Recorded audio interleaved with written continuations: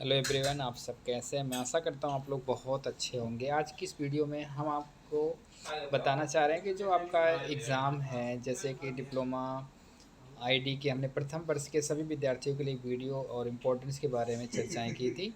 उसी संदर्भ में यह वीडियो हम आप तक पहुंचाना चाह रहे हैं कि जो सेकेंड ईयर के बच्चे हैं, चाहे वो डिप्लोमा एचआई हों, चाहे वो डिप्लोमा आईडीडी के हों, उन सभी विद्यार्थियों के लिए एक बार हम इस वीडियो के माध्यम से बताना चाह रहे हैं और समझाना भी चाह रहे हैं कि उनको पेपर के जवाब कैसे देना है। शायद इस चीज़ से आप लोग तो पहले से ही अवेयर हो चुके होंगे, लेकिन थोड़ी बहुत जो आपको डर है या सोच रहे होंगे पता नहीं कैसे क्वेश्चन आएंगे, किस तरह से हमें जवाब लिखना होगा, उसके बारे में हम इस वीडियो में चर्चा करेंगे। तो आप लोग ध्यान से इस वीडियो को सुनिएगा। ज़रूरी नहीं कि हमने जो स्क्रीन में दिख रहा वो भी देखने की आवश्यकता होगी, बस हमारी बातों को आप लोग विशेषकर ध्यानपूर्वक सुनिएगा और उसी हिसाब से अपने क्वेश्चन के जवाब और अपनी पढ़ाई पे फोकस करिएगा। अब हम बात करते हैं कि जो हमारी एजुकेशन पेपर का नाम है। पेपर तो वैसे नंबरिंग के हिसाब से देखा जाए तो 7 है, और अगर पेपर का नाम है education in the emerging Indian society and school administration. जैसा कि आप सभी को यह बात पता है, तो हम बात करते हैं कि जैसे कि आप सभी को पता है प्रैक्टिकल एग्ज़ाम आपके हो चुके हैं, सभी लोग प्रैक्टिकल में शामिल हुए। और दूसरा, सभी को अब इसी बात को टेंशन लगी हुई है कि एग्ज़ाम सेंटर में अभी शाम को परिवर्तन हुआ है, फिर से परिवर्तन होने की संभावना बढ़ रही है।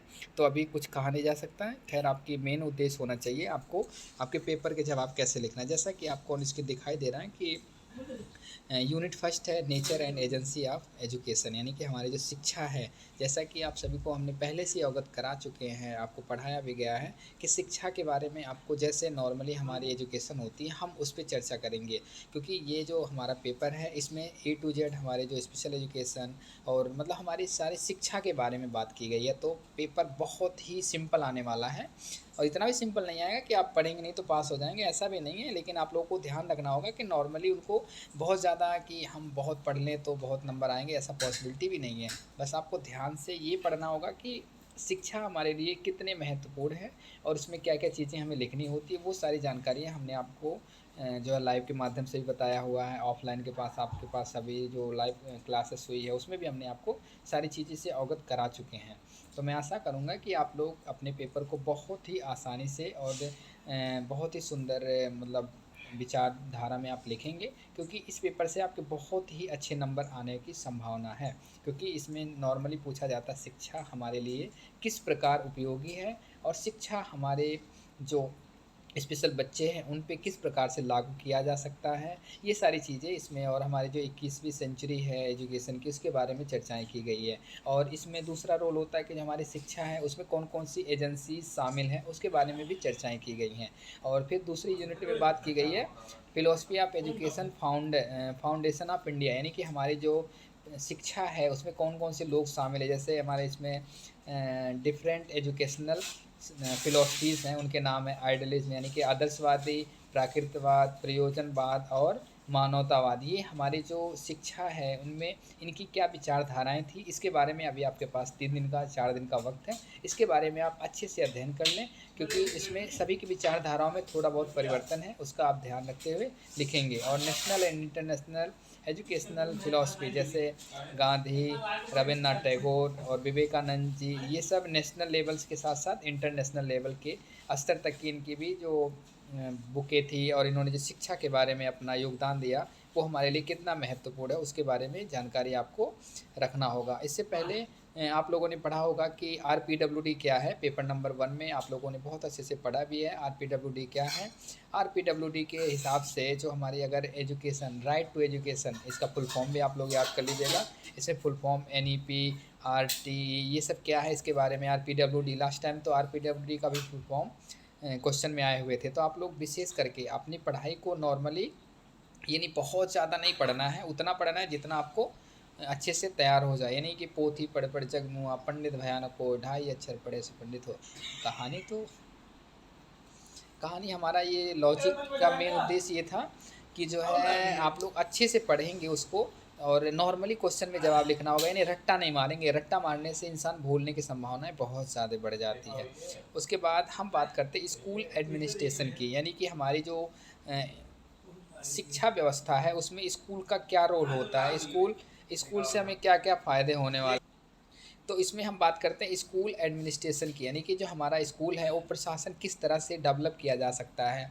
क्योंकि आप लोग एक शिक्षक बन जाएंगे, कोर्स तो आपका कंप्लीट होने वाला है, तो आप लोग को ये सारी जानकारियाँ होना बहुत ज़्यादा ज़रूरी है। हमारी जो संगठन है, जैसे हमें स्पेशल स्कूल्स के बारे में पता होना चाहिए, इंक्लूसिव स्कूल क्या है इसके बारे में आपको, अपने लेसन प्लान बनाए उसके बारे में भी आपको हर चीज़ पता है। रिकॉर्ड क्या है, हमें रिकॉर्ड को कैसे मेंटेन करना होता है, बच्चों को प्रोग्रेस रिकॉर्ड कैसे बनाई जाती है, ये सारी जानकारी आपके उसके में आप लोगों ने पढ़ा हुआ है। तो ये हमारी जो यूनिट सेकंड है इसके बारे में आप लोगों ने देखा हुआ है। अब हम बात करते हैं यूनिट थर्ड, और थर्ड यूनिट हो गई, फोर्थ यूनिट एक मिनट हम आपको दिखाते हैं।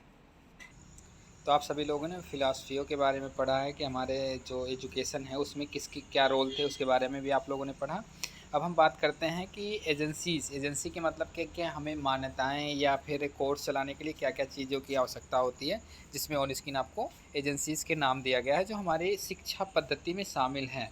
चाहे वो किसी भी एजुकेशन हो, चाहे वो रेगुलर एजुकेशन की हो या फिर डिस्टेंस एजुकेशन की हो, ये सारी आपको ऑन स्क्रीन दिखाई दे रही है। तो आपको ध्यान रखना होगा NCERT, SCERT, SCT क्या होती है, UGC क्या है, ये सब किस लेवल तक के काम करते हैं, तो इन सब के जो फुल फॉर्म है और उनके बारे में भी आप लोग थोड़ा बहुत पढ़ लीजिएगा। और ओपन स्कूल्स क्या होते हैं, रेगुलर और डिस्टेंस कोर्सेज क्या क्या, कौन कौन सी यूनिवर्सिटी चलाती है, इसके बारे में भी आप लोग को पढ़ लेना होगा। प्लस हम बात करते हैं regular schools, inclusive school and special school, home school, home education, home based program, family, community and mass media, ये हमारे लिए शिक्षा में किस प्रकार से रोल निभाते हैं उसके बारे में आपको पढ़ना होगा। दूसरा, NGOज़ का क्या उद्देश्य होता है, NGO क्यों चलाए जाते हैं, इसके बारे में भी आपको अच्छे से पढ़ लेना होगा। तो हमारा इस वीडियो बनाने का एक ही उद्देश्य है कि आप लोग मतलब ज़्यादा परेशान होने की ज़रूरत नहीं है। नॉर्मली आप हर चीज़ को अच्छे से पढ़ने की कोशिश करिएगा और समझने की ज़्यादा प्रयास करिएगा, क्योंकि हम जिस चीज़ को पढ़ के समझ के लिखते हैं उसमें आपके जो कहते हैं ना, चीटिंग के भरोसे नहीं रहना, आपको चीटिंग होगा नहीं, इन सब चीज़ों पे आपको विशेष फोकस करनी होगी। क्योंकि चीटिंग से क्या है कि 2 नंबर 1 नंबर की कोई बता देगा, लेकिन आप उसमें पूरे समय आप बर्बाद करेंगे। तो इसलिए आपको ज़्यादा नंबर लानी है, तो नॉर्मली आप अपने खुद पे भरोसा करिए और आप पढ़िए उसको, क्योंकि ये पेपर बहुत ही ईजी और हमारे लाइफ में हमेशा काम आने वाले ये पूरे सब्जेक्ट हैं। और दूसरा हम बात करते हैं education provide of India, educational provisions of India, यानी कि हमारे जो शिक्षा है उसका क्या रोल और किस तरह से की गई है उसके बारे में। जैसे RTE क्या है और RPWD क्या है, ये सारी चीज़ें हमारी किसको फ्री में शिक्षा देने का क्या अधिकार है, कौन से एक्ट के अंतर्गत ये हमारी शिक्षा आती है जिसमें free of cost education provide की जाती है, वो सारी जानकारी आपको इस वीडियो में मिल जाएंगे। इसके बारे में आप लोग पढ़ लीजिएगा। तो मैं आशा करता हूँ कि आपको इस वीडियो के माध्यम से इतना आपको अवेयर ज़रूर होना है कि जो हमारी पेपर नंबर आपका फर्स्ट यानी कि सेकेंड ईयर का प्रथम जो पेपर है उसके बारे में आपको बहुत ज़्यादा जानकारी आपको शायद इसी के माध्यम से मिलने की संभावना है। और आप इंटरनली मोटिवेट होने की ज़रूरत है, ना कि एक्सटर्नली किसी को दिखावे की या परेशान होने की ज़रूरत नहीं है। नॉर्मली आप अपनी पढ़ाई को ही फोकस करिए, क्योंकि आपके पास गिने चुने अभी 4 दिन है, 4 दिन में तो आप बहुत कुछ पढ़ सकते हैं जो आपने बहुत दिन से नहीं पढ़ी है। क्योंकि होता क्या है, पढ़ाई लास्ट मोमेंट में ही सबसे ज़्यादा हो पाती है, उससे पहले तो इंसान ही सोचता है अरे 2 दिन है, 3 दिन है, हम आज पढ़ लेंगे कल पढ़ेंगे, ऐसा नहीं सोचना है अपने को। हम ध्यान रखिए कि एक दिन में आपको 2 यूनिट कवर कर लेनी है। कैसे कवर करनी है, आप इतने होशियार हो तो आप लोग नॉर्मली, क्योंकि फर्स्ट ईयर में आप लोग का हो चुका है, जैसे भी एक्सपीरियंस रही होगी आपकी, आपको अच्छे से पता होगा। हम इस वीडियो को बनाने का मेन एक ही उद्देश्य है कि आपको हम ये समझाने की कोशिश कर रहे हैं कि जो शिक्षा है वो किस स्तर तक हमारे लिए कितना उपयोगी होगा, इसी के बारे में ही सारा हमारी, और इसके बारे में क्या क्या प्लान बनते हैं, कैसे हमें शिक्षा प्रोवाइड की जाती है, कैसे हम हर चीज़ को सीख रहे हैं, वो सारी जानकारियाँ इसी के में ही आपको इस पेपर में ही शामिल होंगे आपके। और हम लास्ट यूनिट की बात करते हैं, स्कूल एडमिनिस्ट्रेशन क्या होती है, इसका जो उद्देश्य होता है, ऑर्गेनाइजेशन